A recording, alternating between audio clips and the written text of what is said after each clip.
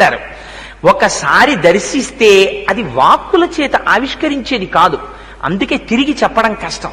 అలౌకికమైన ఆనందాన్ని పొందేస్తారు. ఇంత చిన్న చిన్న పిల్లలు తలనీలాలు ఇచ్చేసి ఆ గుళ్లతోటి తండ్రి భుజాల మీద ఎక్కి కూర్చుంటారు. వాడు కూడా వాడికి ఏం తెలుసో అక్కడ దాకా వెళ్ళేటప్పటికి ఇలా నమస్కారం చేసేసి వెనక్కి తిరిగి చూస్తాడు తప్ప ఏ పిల్లవాడైనా స్వామి వంక చూడకుండా వేరొక వైపు చూస్తున్న పిల్లవాడిని చూపించండి నాకు ఆనంద నిలయంలో. ఇది అపారమైనటువంటి ఆకర్షణ శక్తి. ఇది ఆనంద నిలయానికి ఉన్నటువంటి గొప్పతనం. అందుకని ఆ విమానం పేరు ఆనంద నిలయమే. ఆ పర్వతము పేరు కలియుగంలో వెంకటాచలమే. అందుకని ద్వాపరే శేషశైలంతు కలౌ శ్రీవేంకటాచలం.